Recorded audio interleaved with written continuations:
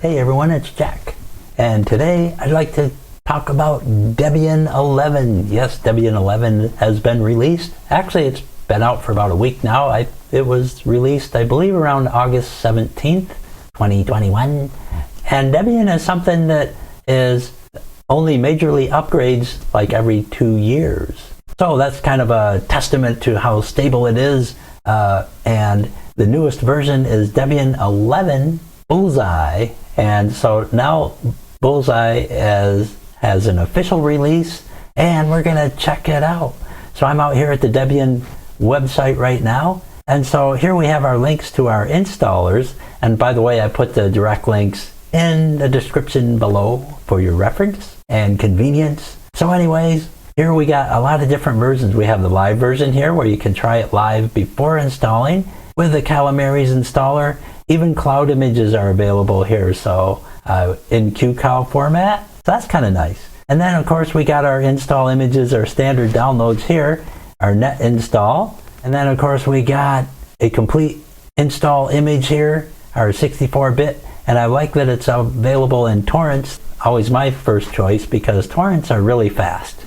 And then you have the DVD and the CD versions. The DVDs are bigger, of course. They're about 3.2 gigs in size, I believe, give or take. So anyways, I'm just going to go ahead and maybe hit the 64-bit live version. And then when we get in here, we have our download. Now we got all these different desktops we can choose from: Cinnamon, GNOME, KDE, LXDE, LXQt, Mate, and the standard ISO torrent. Probably standard. And then XFCE. Very cool.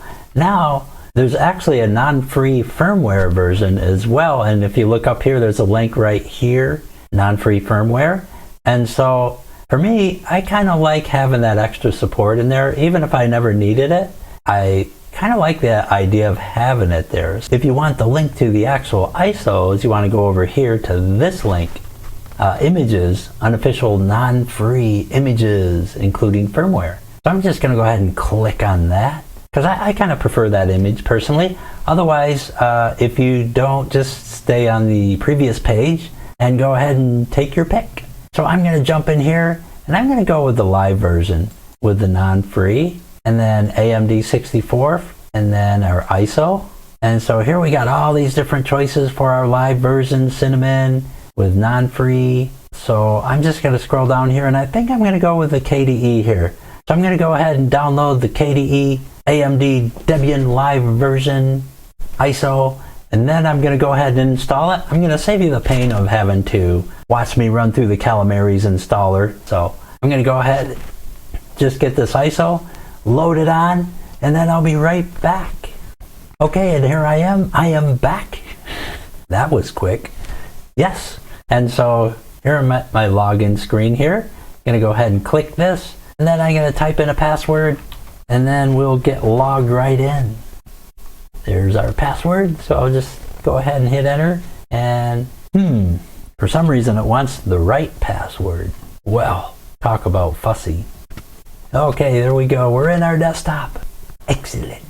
So let's explore and see what's here. So here we have our Debian desktop, and it's our pretty typical KDE layout here. Let's check here's our default application launcher. So that's pretty good there. Applications, computer, leave, and all that. Nice. And I think I'm just going to change that. That's not really my favorite version, but just in case it's not yours either, here's an easy way to change it. Just right click over the menu, select show alternatives, and then I'm going to go with the application dashboard. The other choice is the application menu, and after you hit switch, it kind of looks like a standard Windows 7 menu here. So it's kind of really nice and simple, and so that's a really good option too. Or in my case, I'm just going to switch it up to the application dashboard. I think it's just generally cool. Here you got all this stuff here. So you've probably seen this in my previous videos. I've used this a number of times, so nothing new to a lot of you guys. And so excellent. So we got our menu there. And then down over here in the right hand corner, we have our notifications. Oh, this is kind of cool, our English.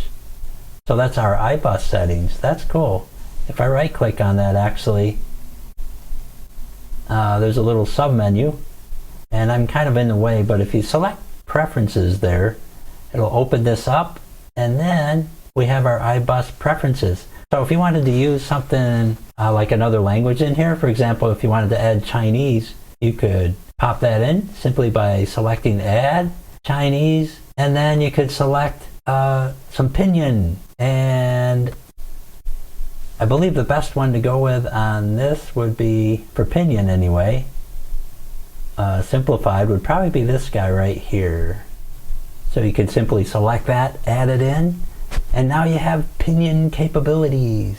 So that's kind of cool for you multilingual people, or if you want to add something else in there like Russian or Arabic or whatever, that's the place you can do it. So yes, excellent. And then I believe the keyboard shortcut is simply, I think it's super and space, if I remember right. Otherwise you can just come down here and select it down here by clicking on the English, and then let me just scooch up a little bit. You got it right here. And so then you got your choice between Chinese Pinyin and English. So how cool is that? Yes, and I really like that that's installed by default. That's cool because typically you don't have that available by default. And then you got to go and find it and set up IBUS. And if you've never done it before, it can be a little bit of a quest. Not a huge one, but a little bit. All right. So yes, that's a big plus there. I like that. And then we have our update settings, and it shows that there are updates available. So I'm going to go ahead and just kind of let the Discover update run. And then we have our speaker settings, Bluetooth, networking, and extras here. Get out of the way, Jack. There we go. Okay, so, and we have all this. Nice. And I particularly like having easy access to brightness and battery. That can be handy sometimes. And that gives you a quick shortcut to your power settings. If you want to turn off some things that might be annoying to you, this is a nice quick shortcut to get in there. Like your energy savings. Maybe I don't want it to switch off because I'm not on a laptop or anything. And so I would just kind of apply that, and that would kind of take care of that. Yes, okay. Now I can come down from this high altitude. Excellent. All right. So here we have our updater, and so in Discover, I'm going to just go ahead and click Update All, and just kind of let it update everything.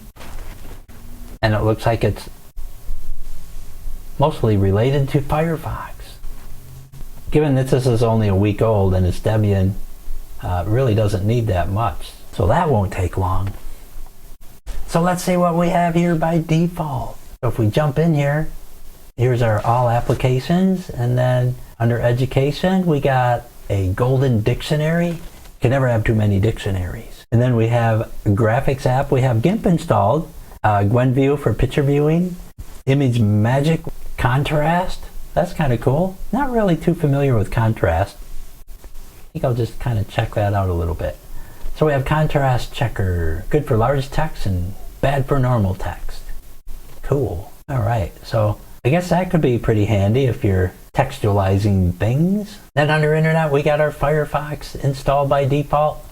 KDE Connect, which is always great. And then all your typical KDE apps, Kmail and so forth. And then multimedia, we have Dragon Player, Juke, and K3B. Nice. And then we have our Office install here, which it looks like we got LibreOffice installed by default. Excellent. Science and Math, we have LibreOffice Math. And then under Settings, we have our Dictionary, our Apper, FCITX.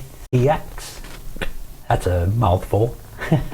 Which is related to our IBUS language settings, I believe. And there's our IBUS preferences in case you need to get in there.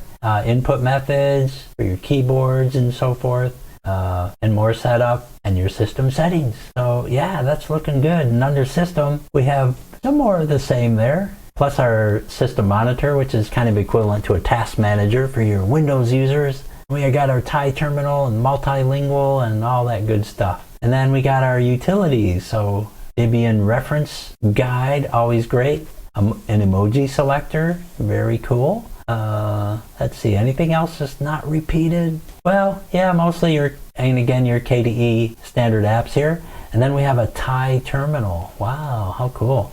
So Actually, I have a niece that went to Thailand, and she lived there as an exchange student for a few years, and then went back a year or two later to visit. So that's somebody that could benefit from Thai. Nice. And then we have a sweeper, not to be confused with a vacuum cleaner. Yeah, so that kind of looks like, you know, for you Windows users, it's probably kind of equivalent to crap cleaner, I suppose. But yes, sweeper is always a handy utility to have around. And then here's our Discover. So there we go. We're good on Discover. And so here we can choose from our applications. And, you know, Debian being Debian, you're going to have fairly recent versions of your software, but not real recent. So if, for example, Inkscape is kind of one of the staples that I usually install. And the version that's available on here is most likely 1.02. So if we jump in here and we kind of take a look at it, and we go down to our version, it's 1.02. So if we want to have a newer version, we could have a couple other options available. We could run Flatpak and install a Flatpak, or we could also use Snap. Snap is a nice option too for a lot of people. So you kind of have a choice there. You can kind of take your pick. In fact, I think I will show you how to set up both. That way you can use both, because if I remember right, Snap isn't really that straightforward in Debian. There's a few little glitches here and there. Like, for example, if I remember right, when you install a Snap pack, it doesn't show up in your menu. And so you got to symlink the Snap pack application directory to the local directory. So I can show you how to do that. And also, I think there's a couple other little glitches that we can kind of address. So anyway, yes, you want a new one there. And hello, what is this then? Likes Office, high-level LaTeX front end. That looks kind of cool. LaTeX is a really great editor, and I'm just going to go ahead and sign in there. So we'll just let that install and do its thing, and we'll check it out real quick. So this is a front end to LaTeX. LaTeX is like is an editor that's actually far more advanced, really, than something like, say, LibreOffice Writer or Microsoft Word. It's really great if you're writing a book, or if you're doing some type of college paper or anything like that.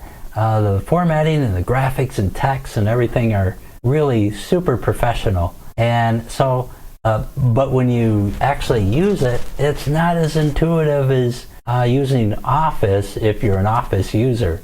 So the approach is a lot different, and really it's kind of complicated to explain, really. So it's kind of beyond the scope of this video. But Likes, and I think that's how that's pronounced, I don't know, or LaTeX maybe. This application apparently is a front end to LaTeX, and so that is really cool. If you ever tried out LaTeX, or if you're into writing or creating papers, then LaTeX is really something you ought to look into. Okay, so we got it installed here. Nice. So if we were to pop over here into Office, we have it right here in our menu. So I'm going to go ahead and just open that real quick. Now you can't resist. Okay, welcome to Likes, or LaTeX, or whatever you'd call it. So yeah, this is really cool. Really nice front end here. It looks like it really gives you a nice different approach to using LaTeX, and even has new from templates. Wow. Okay. Kind of looks like you got to know what those templates are, though, because the naming convention, at least to me, isn't real obvious. But it looks like they have a lot of different kinds of templates that you can choose from. Wow, that's pretty cool. Cool. Okay, so got foreign characters in there, and maybe something a little simpler, like maybe a letter. So there we got a pre-formatted letter if you need to write a letter here. And so that's kind of cool. And I guess we were going to do just one more, like maybe a journal. Looks like that requires some extra. We don't have LaTeX installed or any language packs or anything like that. So it's going to be a little bit limited into what it can offer there on these templates. But this is just a quick preview of what you can do. So yes, and then all you would have to do is just like highlight over there and then enter in your own text, and you're good to go. And so yes, really great options here with formatting and so forth. I am liking this. And then if you need additional special characters, you got mathematical type things like up here. Here it is, the math toolbar. So go over here, and then we got the math toolbar down below, and we got all these cool math symbols here. That's pretty awesome. So like you could hit that sum symbol there, and then it shows up right here. So I'll have to move by author down a bit. And I guess you could also use that as a fancy E to use in like one of those formulas, like an Einsteinian formula. Like, what was that famous formula he did? Like E equals, I think it was E equals MC. Oh, I know. Yes, we got to use the subscript here. Yes. E equals MC hammer. Can't touch this. Okay, I could be a little bit off. It's not really E equals MC hammer. You guys probably thought I was a moron. Everybody knows it's E equals MC circle. Or, never mind. Anyways, onward and upward. So, that's just a quick tour of this likes program. Nice. All right. So I don't want to get too much on a tangent, but something you definitely want to check out if you're a college student or somebody into writing literary papers or journals, or if you're writing a novel, it's ideal. So let me go ahead and close out of that and continue from our tangent. And then our multimedia apps. So that pretty much covers the apps. So what if you want to install a snap? What do we do? Well, that's a great question. Well, for starters, what we would do is we would just open up our internet browser and start with the obvious part, which is to go out to the Snap website. And actually, if you just type in Google here, install, and I think they do have a Debian 11 specific page. I could be wrong, but I'll show you how to do this anyways. So I'm going to go ahead and just copy this and paste it into here in our terminal. We'll go ahead and let that do its thing. And Toadwick is not in the sudoers file. Well, what a crock. That's one of the other things you got to do when you install Debian. So I'm just going to go ahead and take care of that first. So just type clear here, and then we'll go ahead and edit our sudoers file. And so I'm just going to go in here, and first of all, we got to go in as super user. So I'm going to type in SU, enter, pop in our password. And then once we're in, we're going to just use nano to edit the sudoers file. So the command would be nano/etc/sudoers. And so now we have our sudoers config file here. Well, actually, it's just called sudoers. But I'm going to go ahead and scroll down to this line here where it says root, actually below that. And then I'm going to press enter to kind of make some more space, and then up arrow. And then I'm going to type in our username, which in this case would be Toadwick. But you would just add in your username. And then uppercase all equals, and then in parenthesis, all, close parenthesis, space, and then all again. All in uppercase. There we go. So that should do the trick. So I'm going to press Control S to save, and then Control X to exit. And now we should be in the sudoers club. Excellent. So I'm going to just close that. And of course, you don't have to use sudo if you don't want to. You can always just go in as SU, I suppose. So anyways, that's how you get in your sudo privileges. So now, if I repeat what I typed before, which was, let's see, sudo apt update, it should actually work this time. So we'll type in the password, and there we go. Much better. Okay, so that installed no problem. So now we're going to go ahead and install our snap daemon here, or snapd. So we'll just paste that in, press enter, and then that'll take maybe a minute or so to install, or less, and then we'll continue. Okay, that didn't take long at all, just about 20 seconds, I guess. So very good.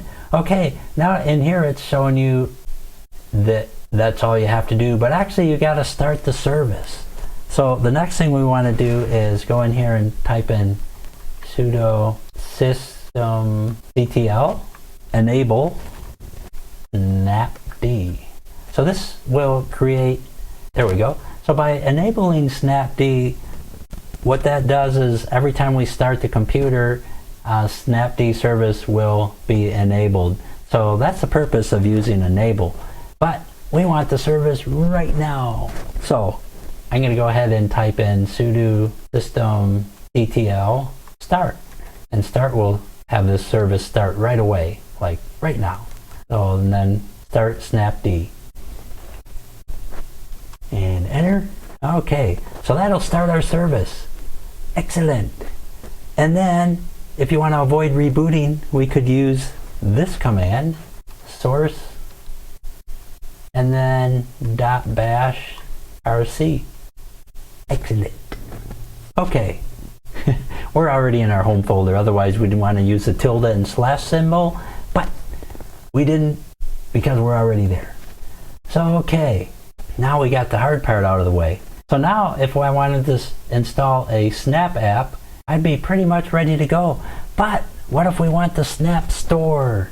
The Snap Store, I think what that does is it installs probably GNOME software, the package manager, and then it's like Snapified, if I remember right. So to do that, all we gotta do is just jump in here and type in sudo snap install. Also, there's a Hello World snap that you can install using snap install if you want to just test out to see if your snap is working.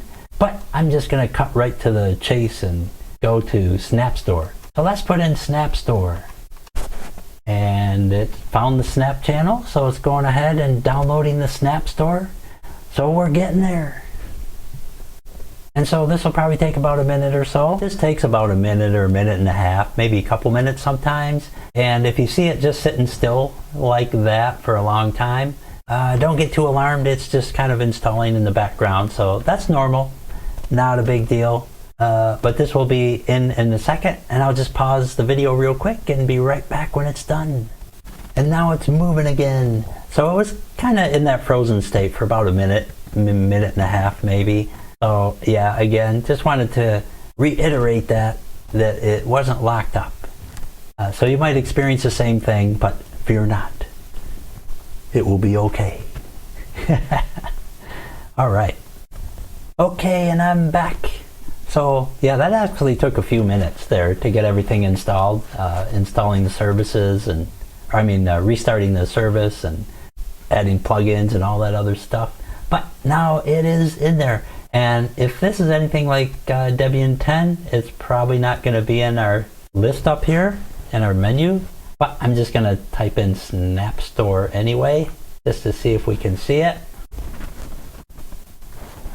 And it's not there. Not surprising, actually. Now, if I wanted to, I could launch it right here from the terminal by typing in snap run snap store, snap-store. However, we want it in our menu, because if that doesn't show up in our menu, nothing will that we install. So we're going to solve that. But first, I'm going to reboot the computer real quick and just make sure it doesn't appear after the reboot. If it's like the previous version of Debian 10, it's probably not going to show up after the reboot. If it does, then great. That's an improvement. So let's find out. I'll be right back after the reboot. Okay, I'm back and I'm rebooted. So let's just check in our menu here and see if the Snap Store is in there. So I'm just going to go ahead and type in Snap with one S. And there it is. Wow, I'm impressed. All right, so it actually did show up. That's great. I remember in Debian 10 that didn't work. And I think when I was playing around with Debian Unstable, I think I also had the same issue, but that was in XFCE. And so that's a different deal, I guess, in XFCE. So if you happen to be in a different spin like XFCE or Cinnamon or some other flavor, and this doesn't show up for some reason, then I'll just give you a quick solution on how to take care of that. What you would want to do is just jump into your file manager here and then just press Control H to see hidden files, and you have a folder in here called local, and then you have the share folder, and when you go in here we need another folder in here called applications, And as you can see, it doesn't exist by default. So what you need to do is right click, create a new folder, and add in applications. And I'm just going to do that anyways because it's probably a good idea. Okay, and then after you do that, what worked for me was to create a symlink from the snap applications folder to this applications folder. So if we were to do that in the terminal, I'd just bring up my KRunner here and type in console. And what we would do is we would do a symlink. And again, if you're in KDE like I am, and you can see your snap store, you can totally skip this step. You don't have to worry about it. This is just for those of you that can't see it. And this is kind of a fix that worked for me anyway. What we would do is we would simply copy, actually we'd do sudo copy cp, and then the snap applications location is in /var, var, /lib, /snapd, /desktop, /applications, and then, actually we wouldn't copy that. What am I doing? We're creating a symlink. So what we're doing is we're going to link this to our applications folder in the local folder. So it would be actually sudo -s. Okay, so that's going to create a soft symlink from here, applications, to our home folder, which would be denoted by a tilde sign and a slash. By the way, the tilde is next, just to the left of the 1, in case you're not familiar with that. So tilde slash, and then .local /share /applications. There we go. And so that's all you got to do. And I'm just going to enlarge that real quick so it's a little bit easier to see. And so that's the command to get you to symlink that applications folder to your local folder. And then afterwards, whenever you install a snap app, then you'll be able to see it right away in your menu. So if you're having trouble with your menu, even after the reboot, and you can't see it at all, this should fix that problem. So there you have it. Of course, I'm not going to press enter here because it's already working for me. So I'm happy about that. And if you're running KDE, I don't think that's going to be an issue for you either. So that's all good. And if it's not working for you, if you don't want to symlink it right away, just create the applications folder in your local share first and try it that way, and maybe even with a reboot. And if that doesn't work, then go ahead with the symlink. It's all good. Okay, so I'm going to turn hidden files back off there and jump back in here. So, oops, there's AntStream Arcade. Guess I clicked that by mistake. So now we have our Snap Store right here. And I think this is probably GNOME software, if I remember right. Yeah, or at least the back end, or it's based on it or something. But now we got access to all the snaps out there. So if I want to go in and install Inkscape, easy peasy. Just go in here and type it in, and it will find it. And there we go. And if you look up here in the upper left, here we have a little drop down. We can select from different versions here. They're all variations of the latest, but we have the latest stable, the latest candidate, which kind of looks the same to me, but yeah, it looks like slightly different. This one's dated August 20th, so as opposed to May 25th. So candidate is probably a little bit more like an unstable version. And then Edge, which is like 822, so that's probably equivalent to like a nightly build, because today is August 23rd. So pretty new. So you can go ahead and select that. So that's something else that you can know. But by default, it's usually going to be on the stable. And if we scroll down here, we can see that the latest version also is shown here, which is 1.1 from May 25th, 2021. I'm going to go ahead and hit install. And I'm going to go ahead and type in my password, and we're going to let that install. There's one other thing I'd like you to know about the Snap installs. For example, if you were going to install something like, let's say, OBS Studio, or something where you need to carry the config file over into your Snap, that's another thing that you should be aware of. There's a little trick to that too. At least it was in Debian 10. And that was, your snaps, when you go into your file manager here, there's a folder called Snap. This is created by the Snap application. So when you go in here, you can see that the application we have installed right now is Snap Store. Once Inkscape is finished installing, then we're going to have an Inkscape folder in here. So that should pop up any second now. Like I said, that should pop up any second now. Okay, let me refresh the folder there. So let me just back out, jump back into Snap. And now when I go ahead and launch Inkscape, that folder should appear. I'm going to go into graphics and hit Inkscape. And there it is. And so let's say you had Inkscape all set up and configured a certain way. I'm going to go ahead and just hit save and thanks. And then just use any old video template. 720p is usually what I use.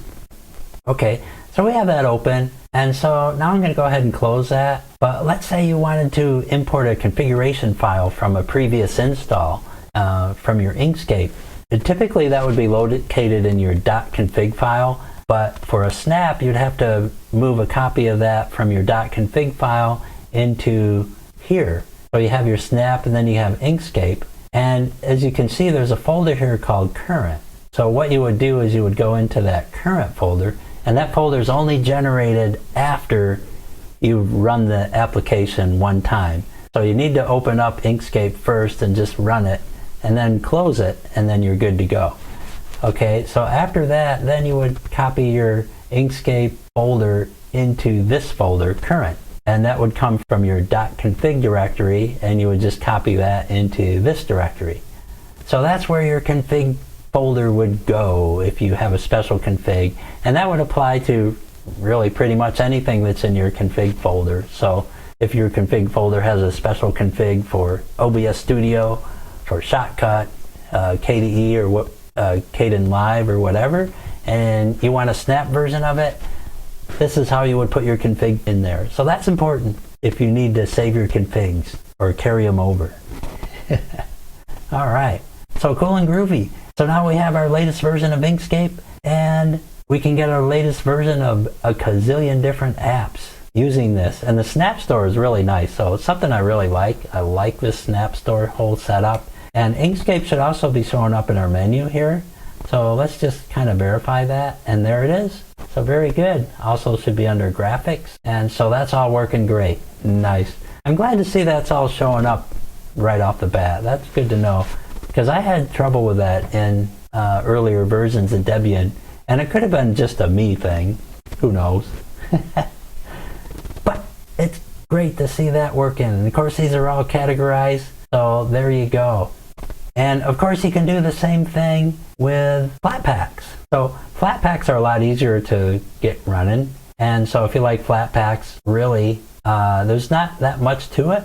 It's very straightforward. All you have to do is just run out to flathub.org. And so then if you wanted to install a Flatpak version of something, let's just say you wanted, let's say KDE Live, get a result, click on it, and then make sure to follow the setup guide before installing. So here's a quick shortcut to the setup guide. So if you just click that and then select the Debian icon, we just go in here, and then it just gives you a quick guide on how to get Flatpak installed. So we would just simply copy and paste all these different things and the GNOME software plugin. So if the Snap Store is a GNOME software, it may actually add it to that. But typically in KDE, I don't think it, in fact, I think you would just use the Flatpak command. So for example, if we're back here in our KDE Live here, after you run the install, you would simply just copy and paste this guy, Flatpak install, and then the shortcut should show up in your menu. If not, you could run the command here and copy and paste that into your terminal, but you shouldn't have to do that, I'm pretty sure. So let's just kind of go through this just to see what happens. Okay, so we'll paste that in. Because actually I never installed Flatpak and Snap side by side before in KDE on Debian. So it'll be kind of curious to see what happens. And we got a lock message there, so That's because I forgot to use elevated privileges. I'm going to go ahead and type in sudo and then paste that back in and try again. Okay, and we'll go with a yes on that. And that'll install all the Flatpak stuff. And then we just go off to stage 2 and let it do the plugin install. And I'm not really sure how relevant this is in a lot of situations when you're on KDE, but we'll go ahead and just do it anyway. And I forgot sudo. And we'll go with a yes on that. And now we just need to enable our Flatpak. So we're going to go ahead and go down here, copy this guy. And by the way, really didn't need to run the plugin there for the Flatpak, the GNOME plugin. But I wanted to run it because of the fact that the Snap Store is plugged in or is installed. So let me just forgot sudo again. Oh, okay, that's better. So yeah, the Snap Store is the reason I put that in there, just to see if that plugin is actually going to go into the Snap Store, because I think it's based on GNOME software. So that's the only reason I put that in there. But if you're not running Snap and you're on KDE, you can really skip that step. Just wanted to throw that in there.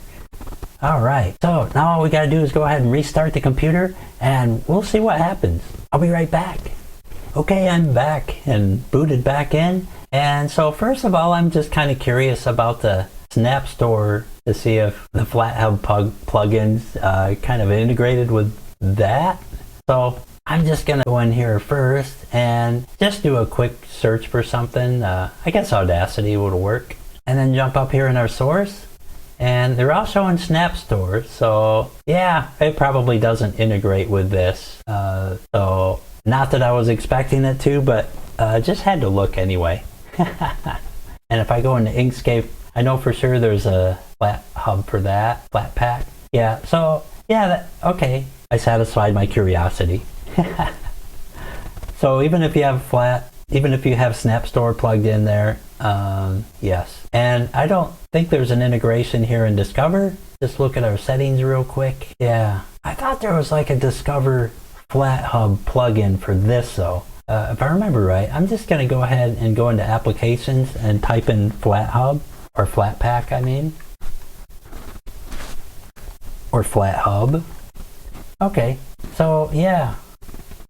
I don't know why I was thinking there was a FlatHub integration in Discover. I thought there was. Let me just hit Inkscape real quick. Okay, well it's possible that you might be able to see that maybe on other installs. Let's go to Software Sources here under Settings. And if we go up here, let's look in the back here. Yeah, so not seeing it. But anyways, I think on some other distros, probably maybe not something you'd see on Debian, possibly Debian Unstable, maybe, but I'm pretty sure you can go back here and see a FlatHub addition to Discover, but I guess you can't see it in, and I could be wrong too. If it doesn't exist, please correct me in the comments. Feel free. Flame away. However, I think you can though. So let me just jump out of there and I'll quit harping on it. So now we have our FlatHub integration, and that should also be working. So if I were to go back out here to FlatHub and I wanted to install something, like if I jump back out here to KDE Live and we just do an install on that baby, on that guy, let's open this with software install and see if it integrates. And it didn't, no surprise. Oh, wait a minute. Wow. Okay, yeah, so it's showing failed to install, file not supported.